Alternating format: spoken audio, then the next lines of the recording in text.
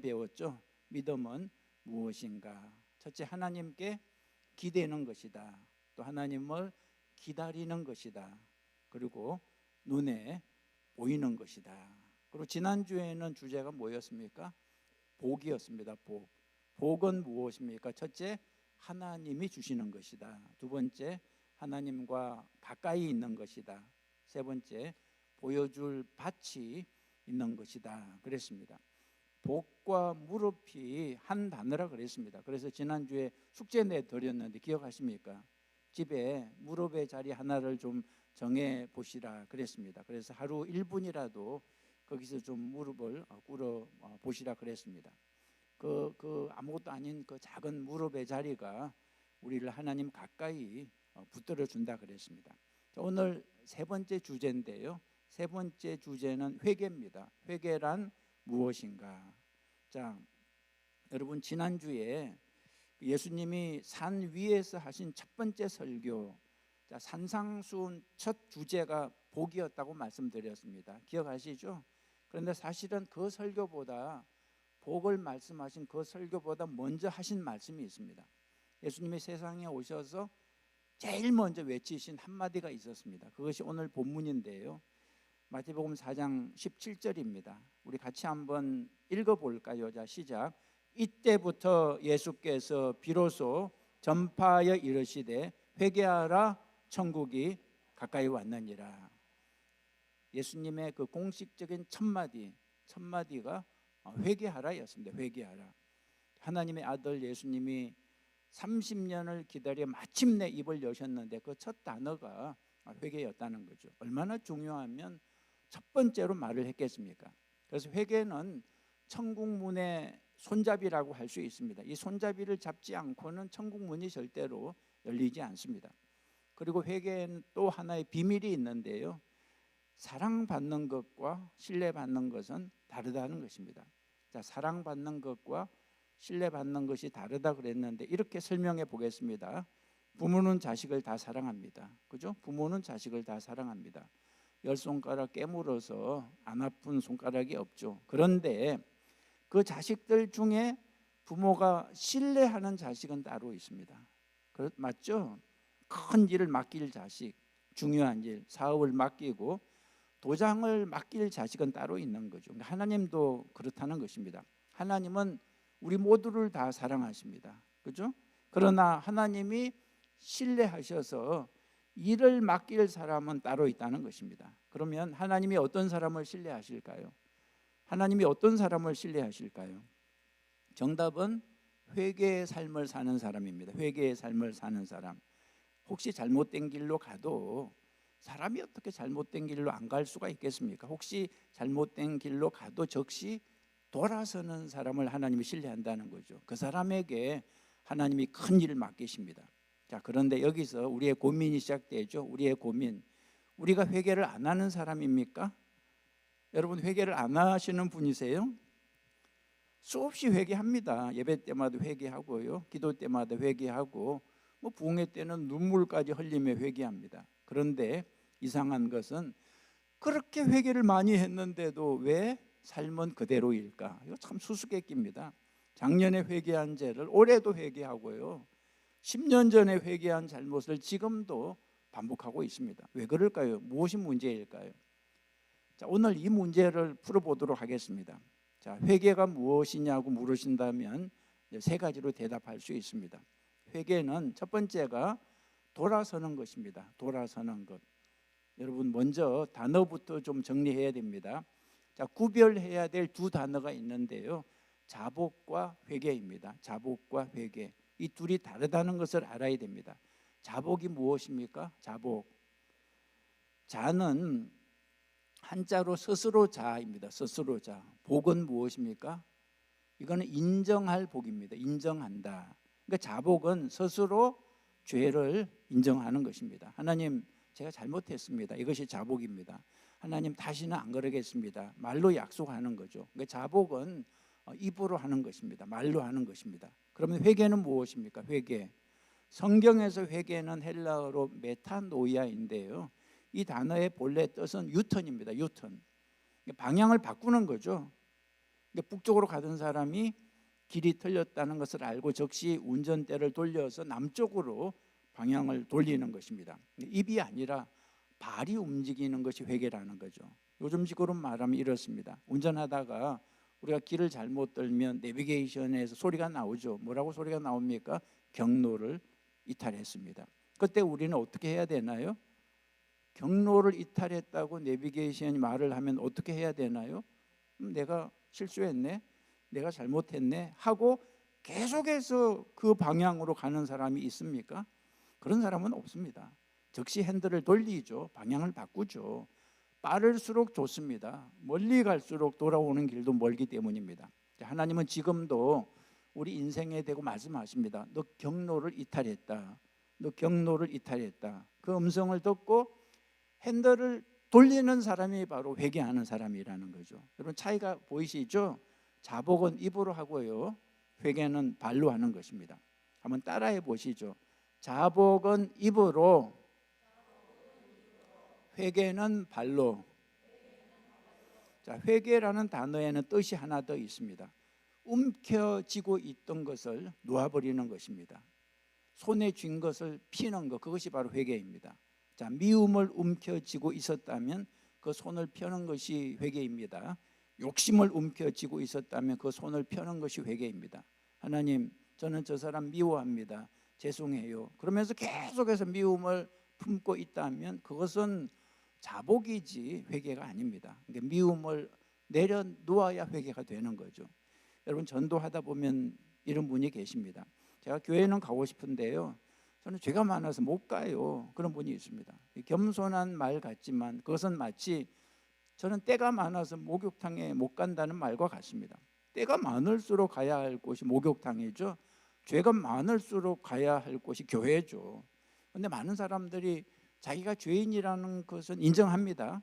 그런데 그 죄에서 벗어나고 싶은 마음이 없는 게 현실입니다. 자기가 잘못된 길로 가고 있음을 인정은 하는데 돌아서기는 싫은 거예요. 이것이 자복에서 멈춘 사람의 모습입니다.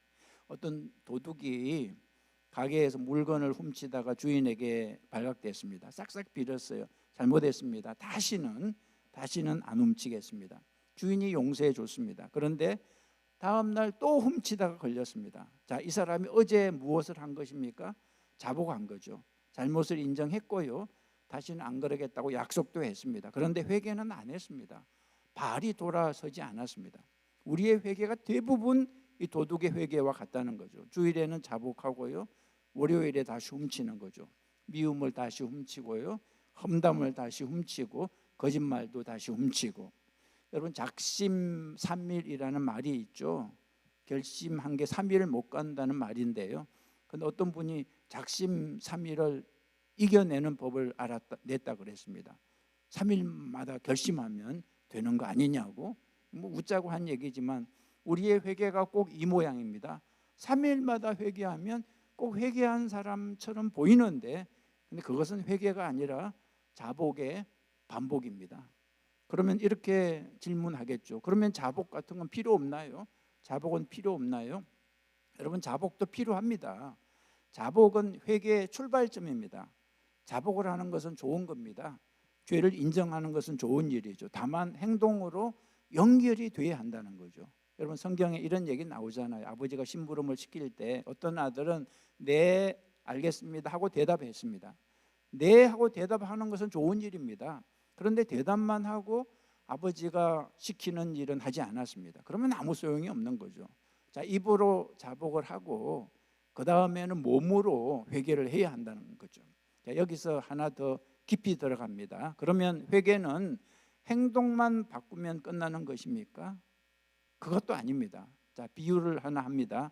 나이가 들면 얼굴에 기미가 생기고 피부가 상합니다. 그때 피부과에 가서 약을 바르면 잠시 좋아집니다. 그런데 시간이 지나면 어떻게 되나요? 도로 올라옵니다. 왜 그럴까요? 피부가 문제가 아니라 몸속이 문제죠. 속을 다스리지 않고 겉에만 약을 바르면 평생 약을 발라야 됩니다. 쉽게 말해 이런 뜻입니다. 죄는 피부에 올라온 기미에 해당하고요, 그 뿌리는 속에 있다는 것입니다. 근본적으로 속이 바뀌어야 됩니다. 마음의 방향이 하나님께로 돌아서야 한다는 거죠. 그래서 회개는 행동 하나하나 이전에 인생의 방향 전체를 돌리는 일입니다. 그런데 돌아서면 방향 전체를 돌리면 무엇이 좋을까요? 성경이 이렇게 약속합니다. 사도행전 3장에 그러므로 너희가 회개하고 돌이켜 너희 죄 없이 함을 받으라. 이같이 하면 어떻게 된다고요? 새롭게 되는 날이 주 앞으로부터 이를 것이요 그랬습니다. 새롭게 되는 날, 이 말의 원래 그 느낌은 한숨 돌리다, 시원해지다 그런 뜻입니다. 여러분, 죄는 아주 무거운 짐과 같습니다. 그러니까 죄를 지고 다니는 사람은 몸도 마음도 무겁습니다. 여러분, 오래 도망 다니던 죄인이 도주범이 경찰에 잡히면 한결같이 하는 말이 무엇입니까? 차라리 마음이 이제 편합니다. 속이 편합니다. 그죠? 숨어 다니는 것이 잡히는 것보다 무거웠다는 거죠. 자, 돌아서는 사람에게 하나님이 주시는 선물이 바로 이것입니다. 시원해요. 이제는 시원해요. 무거운 짐을 내려놓았을 때 그 후련함이 있습니다. 그러니까 회개는 무거운 짐을 내려놓는 것입니다. 회개는 무거운 짐을 내려놓는 것입니다. 그래서 회개는 형벌이 아니라 무엇입니까? 해방이고 축복입니다. 오늘 무거운 죄의 짐을 지고 있는 분이 혹 계시면 내려놓고 시원해지시기를, 개운해지시기를 축복합니다. 자, 그런데 여기서 진짜 어려운 문제가 나옵니다. 진짜 어려운 문제. 알지만 안 된다는 거죠. 알지만. 담배가 몸에 해롭다는 거 다 알지만 끊지를 못하죠. 화를 내면 혈압에 안 좋다는 거 알지만 계속 화를 낸다는 거죠. 이 아는 거하고 돌아서는 것 사이에 너무나 큰 간격이 있습니다. 아는데 안 돌아서지는 거죠. 그럼 어떻게 해야 돌아설 수 있을까요? 어떻게 해야 돌아설 수 있을까요? 그래서 두 번째입니다. 두 번째, 회개는 야단으로 안 되는 것입니다. 회개는 야단으로 안 되는 것입니다. 자, 성경에 회개를 외친 대표 선수가 한 사람이 있는데 세례 요한입니다. 세례 요한. 이 사람만큼 자격을 갖춘 설교자가 없었습니다. 일단 세례 요한은 삶이 깨끗했습니다. 광야에서 낙타 털옷을 입고요, 메뚜기와 석청, 덜꿀을 먹으면서 살았는데 누가 봐도 정말 흠잡을 게 없는 사람이었습니다. 설교 말씀에 능력이 있어서 전국에서 사람들이 막 몰려왔잖아요. 세례 요한의 설교 내용을 보면 놀랍도록 정확합니다. 틀린 말이 하나도 없어요. 그 설교를 듣고 사람들이 물었죠. 그러면 우리가 무엇을 해야 됩니까? 우리가 무엇을 해야 됩니까? 세례 요한이 부자들에게 이렇게 대답했습니다. 부자들에게 누가복음 3장에 대답하여 이르되 옷 두 벌 있는 자는 옷 없는 자에게 나눠줄 것이요 먹을 것이 있는 자도 그렇게 할 것이니라. 옷이 두 벌이면 여유가 있으면 한 벌은 없는 사람에게 주라는 거죠. 정확한 처방이었습니다. 그리고 세리들에게는 이렇게 말했어요. 세리들에게 정해진 세금 외에는 더 뜯어내지 말라고. 그 당시 세리들은 정해진 세금보다 더 뜯어내서 자기 배를 불렸습니다. 역시 그러니까 이제 앞으로 그러지 말라고 정확한 처방을 내렸죠. 군인들에게는 또 이렇게 말했습니다. 사람을 협박하지 말고 누명 씌우지 말고 너희 봉급으로 만족하라. 정말 칼찬 사람들에게 꼭 필요한 말이었습니다. 심지어 세례 요한은 왕에게도 똑바로 말했어요. 왕에게도 동생의 아내를 빼앗은 그 헤롯 왕에게 당신 죄를 지었다고 아주 책망했습니다. 여러분, 설교 내용으로 보면 100점입니다. 세례 요한의 설교 내용은 100점입니다. 그런데 결과는 설교는 잘했는데 결과는 자, 그래서 부자들이 옷을 나눠 주었습니까? 세리들이 뜯어내기를 멈췄습니까? 군인들이 협박을 그만두었습니까?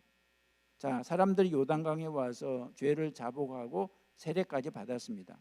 그러니까 자복까지는 갔는데 그들의 삶이 돌아섰다는 기록이 성경에 없습니다. 입은 움직였는데 발이 안 움직인 거죠. 그리고 헤롯 왕 어떻게 했습니까? 헤롯 왕이 어떻게 했습니까? 변했습니까? 성경을 보면 헤롯이 평소에 세례 요한의 말 듣기를 좋아했다고 기록되어 있습니다. 요한이 의로운 사람인 걸 잘 알고 있었습니다. 그런데 헤롯의 발은 한 발자국도 움직이지 않았습니다. 빼앗은 동생의 아내를 돌려보내지 않았습니다. 그러니까 헤롯은 듣기는 좋아하되 결코 돌아서지 않는 사람이었습니다. 자, 헤롯의 끝이 어떻게 했습니까? 헤롯이 결국은 회개는커녕 어떻게 했습니까? 세례 요한을 감옥에 가두고 자기 생일 잔치 자리에서 끝내 요한의 목을 베버렸습니다. 옳은 말을 제일 많이 들은 사람이 옳은 말을 한 사람을 죽인 거죠. 그러니까 설교를 좋아하는 것하고 회개하는 것은 전혀 다른 문제입니다. 이것이 무엇을 말해줍니까? 옳은 말로는 사람이 안 돌아선다는 것입니다. 자, 야단하고 호령하고 책망하고 자복까지는 받아낼 수 있습니다. 그러나 회개는 못 받아냅니다. 100점짜리 설교를 한 세례 요한도 그 일을 못했습니다. 자, 옳은 말은 머리까지는 들어가요. 그죠? 머리까지는 들어갑니다. 그러나 행동을 바꾸지는 못합니다. 여러분, 부부싸움 한번 생각해 보세요. 옳은 말 한다고 상대방 행동이 바뀌나요? 더 싸우지. 아내의 잔소리로 변화된 남편을 보셨습니까? 40년을 잔소리해도 양말은 오늘도 그 자리에 계속 있죠. 야단쳐서 바른 사람이 된 자식을 보신 적이 있으십니까? 부모의 야단으로 바른 사람이 될 것 같으면 이 세상에 잘못될 자식은 하나도 없을 것입니다. 야단은 사람의 귀를 열 수는 있어도 마음을 열지는 못한다는 것입니다. 자, 귀로 들어간 말은 무엇을 만들어요? 자복까지는 만들어요. 자, 마음으로 들어간 무언가가 회개를 만들어내는 것입니다. 그러면 그 무언가가 무엇입니까?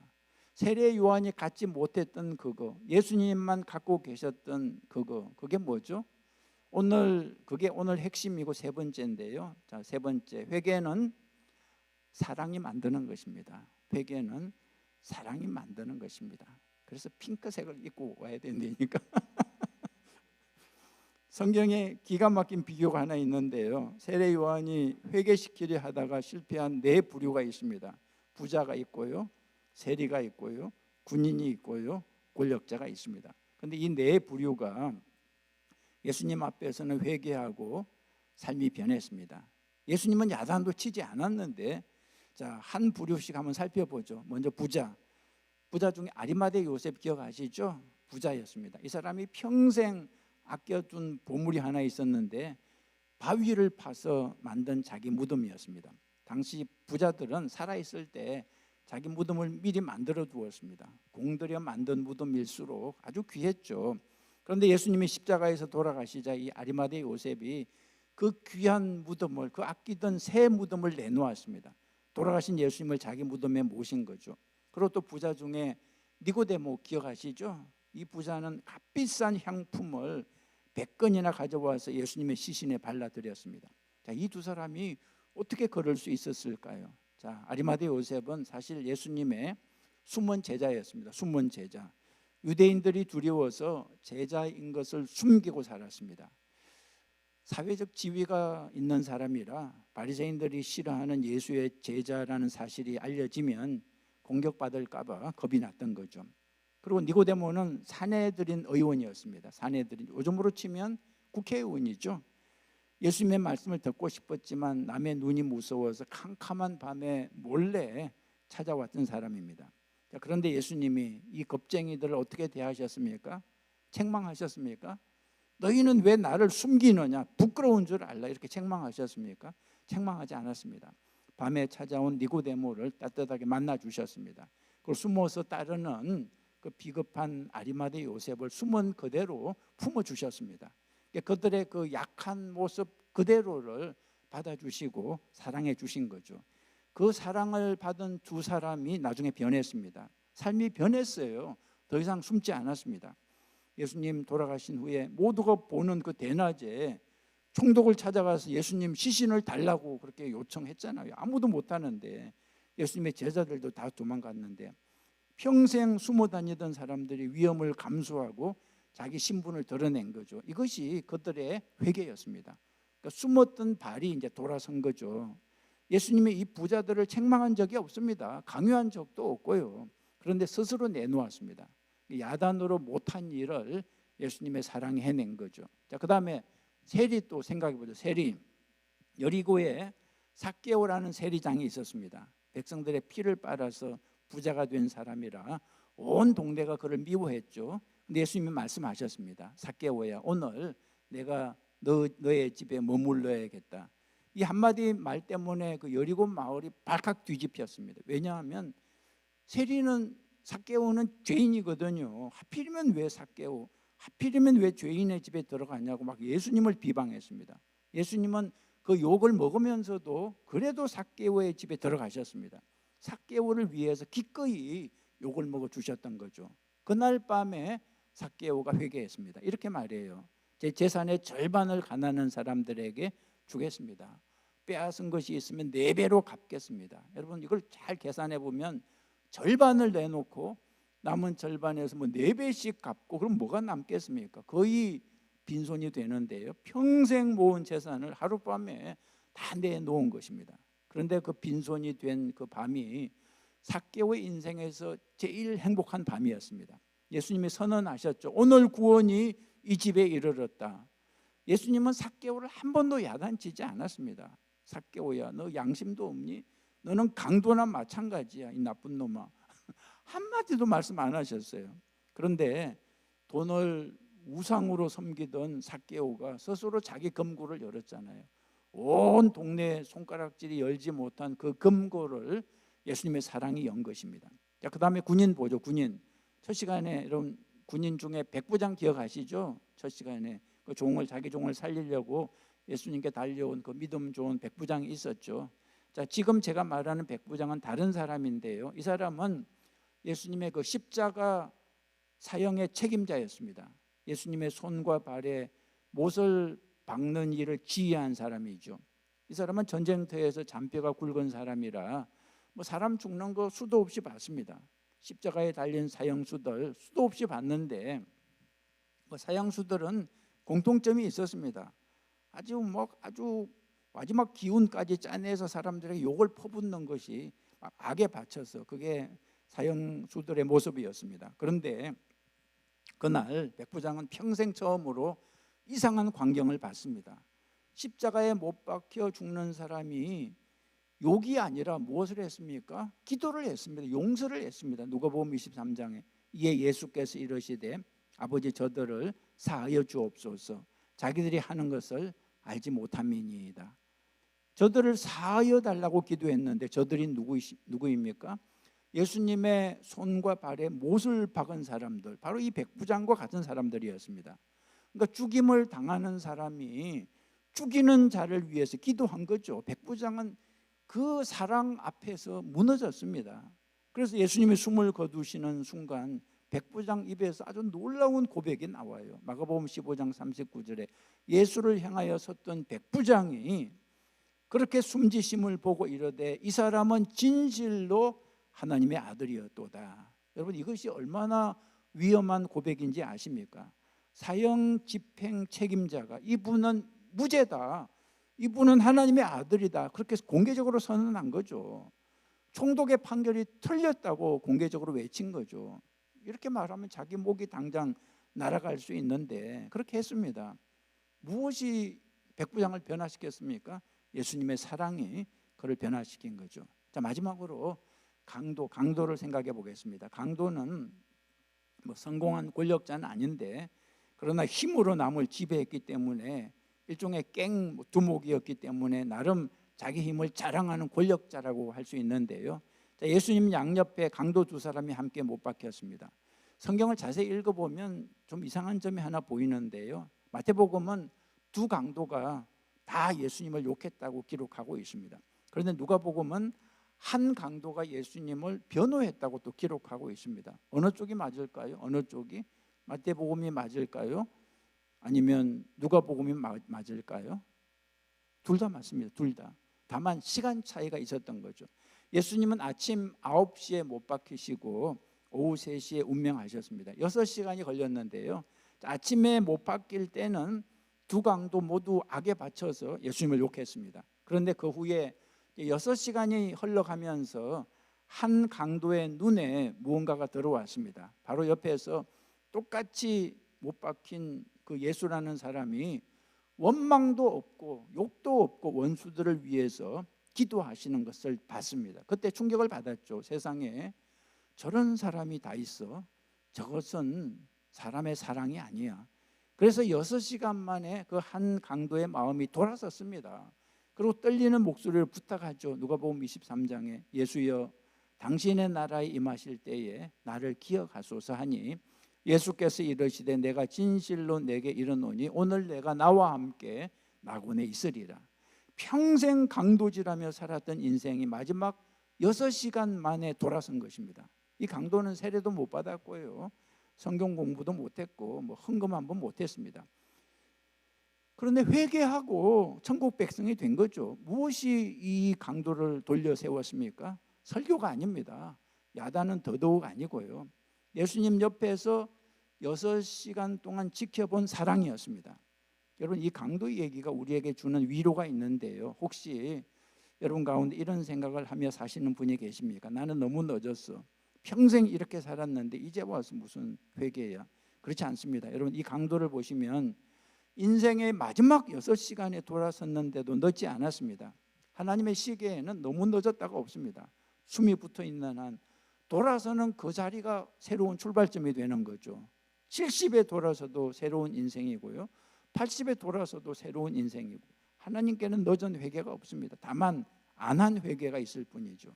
자, 이제 보이시죠? 부자도 세리도 군인도 강도도 세례 요한의 그 100점짜리 완벽한 그 호령 앞에서는 꿈쩍도 않던 사람들이 예수님의 그 따뜻한 사랑 앞에서 전부 다 스스로 돌아섰다는 사실입니다.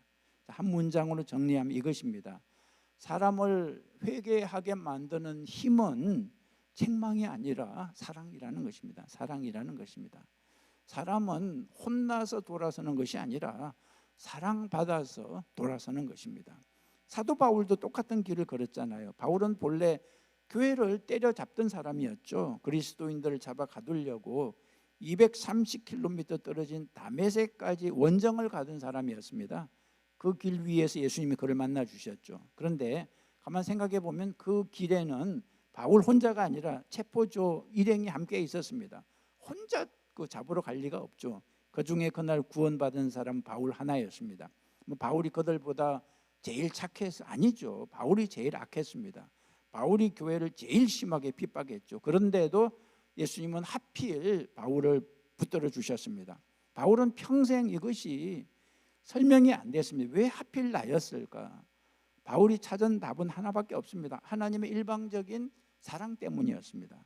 내가 잘나서가 아니라 그분이 먼저 나를 사랑해 주셨던 거죠. 그래서 바울은 평생 사랑에 빚진 자로 살았습니다.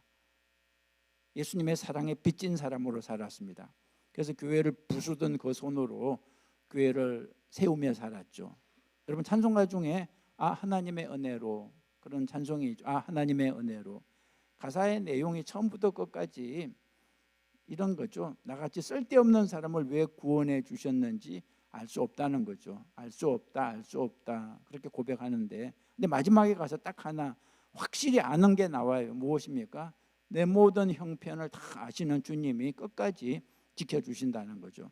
여러분, 이 찬송을 지은 사람은 전쟁에서 팔을 잃고 아주 절망에 빠졌던 군인이었습니다. 그 사람이 하나님의 사랑을 만나고 이런 고백을 썼어요. 정말 설명은 못해도 어떤 확신이 있는 사랑, 그 사랑이 사람을 평생 돌려 세워놓는다는 거죠. 여러분, 이 책을, 이 성숙자반 이 책을 쓴 이재철 목사님도 사실 그랬습니다. 아시겠지만 이분이 본래 모태신앙이었습니다. 모태신앙. 어머니 뱃속에서부터 교회를 다녔죠.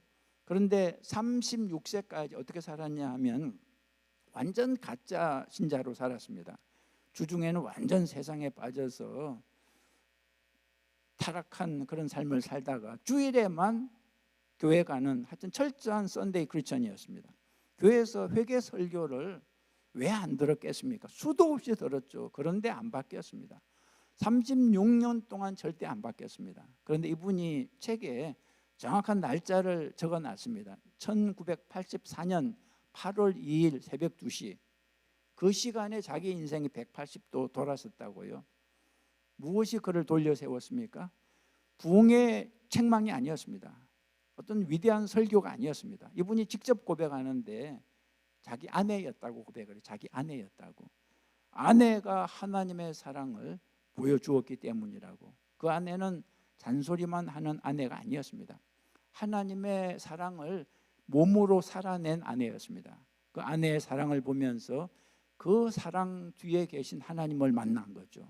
만약에 아내를 통해 사랑을 보지 못했다면 자기는 지금도 탕자로 살고 있을 것이라고 고백했습니다. 여러분 잊지 마십시오. 귀로 들어간 말은 기껏해야 자복을 낳고요, 마음에 들어간 사랑이 회개를 낳는 것입니다. 여기서 우리의 평생 숙제가 풀립니다. 우리에게 돌아오기를 아직도 기다리는 사람이 있지 않습니까? 교회 안 나오는 남편이 있고요, 신앙을 떠난 자녀가 있고요. 제가 신방을 다니다 보면 참 자녀들이 많이 떠나 있더라고요. 마음 문을 닫은 형제가 있고요. 우리가 그동안 그들에게 무엇을 했습니까? 잔소리만 했잖아요. 잔소리만. 정신 차려라. 그렇게 살면 안 된다. 교회 나와라. 하여튼 세례 요한처럼 옳은 말만 했습니다. 옳은 말만. 부모들은 옳은 말을 기분 나쁘게 하는 은사가 있잖아요. 근데 옳은 말로는 절대로 안 돌아선다는 것을 오늘 배웠습니다. 그건 세례 요한도 실패한 방법이죠. 그럼 어떻게 해야 되나요? 답이 분명하죠. 회개하라고 소리치는 것은 율법이고요, 그게 뭐 나쁜 건 아닙니다. 그러나 사랑을 삶으로 보여주는 것이 복음이라는 거죠. 그죠? 삭개오의 예수님처럼 욕을 먹어도 곁에 있어 주는 거. 그 사랑이 보일 때 사람이 돌아섭니다. 구체적으로 그림을 하나 그려보면, 교회 안 나오는 남편에게 예배 빠지면 벌 받아요 그러지 말고 대신 주일에 다녀와서 더 환한 얼굴로 맛있는 밥상을 차려주는 거죠. 그러면 남편이 속으로 혼자 묻게 됩니다. 저 사람은 어떻게 교회만 갔다 오면 천사가 되지? 그 질문을 하게 되죠. 교회를 떠난 자녀에게 전화해서 맨날 교회 좀 나가라, 꾸짖지 말고 사랑한다, 그죠? 너를 위해 항상 기도한다 한마디를 보내는 거죠. 그러면 자녀가 언젠가 인생의 골짜기에서, 그런 때가 있습니다. 인생의 골짜기에서 엄마가 했던, 부모가 했던 그 말 한마디를 꺼내게 됩니다. 잊지 마십시오. 사람은 정말 혼나서 돌아서지 않습니다. 사랑받아서 돌아서는 거죠. 여러분이 누군가의 회개를 위해 기도하고 있다면 오늘부터 잔소리 하나를 빼고 대신 사랑 하나를 보여주시기 바랍니다. 여러분의 그 사랑이 마침내 그 사람을 돌아오게 만듭니다. 자, 말씀을 마치겠습니다. 오늘 회개가 무엇인지 세 가지 말씀드렸습니다. 첫째, 회개는 돌아서는 것이다, 유턴하는 것이다. 자복은 입으로 하고요, 회개는 발로 한다 그랬습니다. 둘째, 회개는 야단으로는 안 되는 것이라 그랬습니다. 100점짜리 설교를 한 세례 요한도 자복까지 밖에 못 끌어냈다 그랬습니다. 옳은 말은 귀를 열지만 마음은 절대 열지 못한다 그랬습니다. 세 번째, 회개는 사랑이 만드는 것이다. 부자도 세리도 군인도 강도도 사랑 앞에서 결국 스스로 돌아왔다 그랬습니다. 다시 말씀드립니다. 회개는 혼나서 하는 것이 아니라 사랑받아서 하는 것입니다. 그죠? 여러분, 이번 한 주간 이 한 문장만 가지고 살아가시기 바랍니다. 사랑이 사람을 돌아오게 한다. 그죠? 사랑이 사람을 돌아오게 한다. 카톡에 적어서 좀 보내세요. 사랑이 사람을 돌아오게 한다. 숙제도 두 가지 내드립니다. 숙제, 첫째, 나 자신을 위한 숙제. 몇 년째 말로만 하는 자복 대신에 이번 주에는 입이 아니라 정말 발을 움직여 보세요. 진짜 회개를 해보세요. 하나님은 그걸 기다리십니다. 자복하지 말고 회개해라, 이렇게 기다리십니다. 두 번째, 남을 위한 숙제인데요, 돌아오기를 기다리는 그 사람에게 잔소리 대신에 사랑을 베풀어 보십시오. 환한 얼굴 한 번, 따뜻한 말 한 번, 그것이 그 사람의 회개를 앞당길 줄 믿습니다. 기도하시겠습니다. 좋으신 하나님 아버지, 오늘 회개가 무엇인지 배웠습니다. 회개는 입이 아니라 발로 하는 것임을 배웠습니다. 우리가 주일마다 자복만 하고 월요일에는 다시 제자리로 돌아가던 저희를 용서하여 주시옵소서. 이제는 진실로 우리의 삶이 바뀌게 하여 주옵소서. 야단과 잔소리로는 아무도 돌아서지 않음을 배웠습니다. 사랑이 사람을 돌아오게 함을 배웠습니다. 강도를 6시간 만에 돌아오게 하신 예수님의 사랑을 본받아 저희도 사랑을 베풀게 하여 주시옵소서. 잔소리 대신에 환한 얼굴을, 책망 대신에 사랑한다는 한마디를 보내게 하여 주시옵소서. 예수님의 이름으로 기도했습니다. 아멘. 악보 좀 주시겠어요? 오늘 우리 같이 처음 예배 드리신 분 제가 좀 소개할까요? 우리 임 장로님이 오늘 우연히 만나서 우리 교회 한번 와보시라고 해서 오늘 같이 오셨는데 잠깐 일어나시면 우리 박수로 환영합니다. 예, 예, 그래요. 아들하고 샌디에고에서 사시다 5년 사셨다고. 저도 샌디에고에 있다가 여기 온 지 2년 됐나요? 2년 좀 지났나요? 예, 반갑습니다. 우리 다 일어나서 같이 찬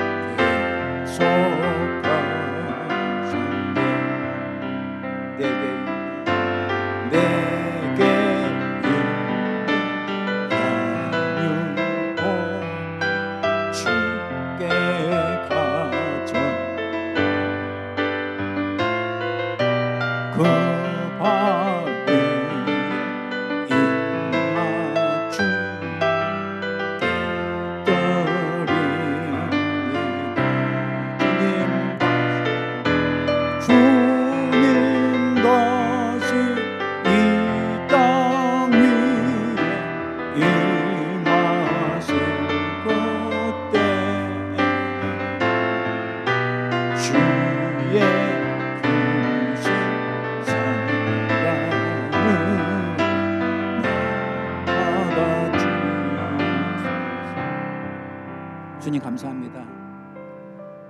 오늘 저희들에게 하나님의 마음을 알게 해주신 것을 감사드립니다.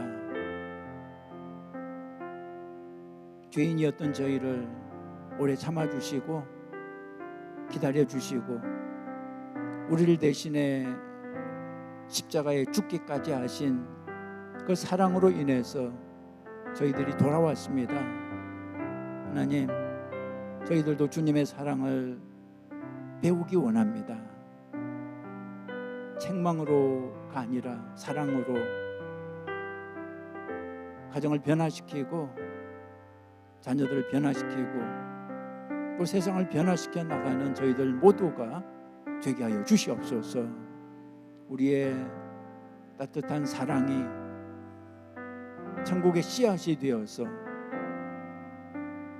30배, 60배, 100배 결실을 거두어서 많은 사람들을 구원시키게 될 줄 믿습니다. 이제는 우리를 구원하기 위해서 우리 대신 십자가에 못 박혀 돌아가신 예수 그리스도의 은혜와 아버지 하나님의 무한하신 사랑과 성령님의 도우심이 오늘 말씀을 받고 이 말씀대로 살아가기로 결단하고 돌아가는 우리 모두 위에, 가정 위에, 자녀들 위에 지금부터 영원까지 함께 하시기를 간절히 축원하옵나이다. 아멘.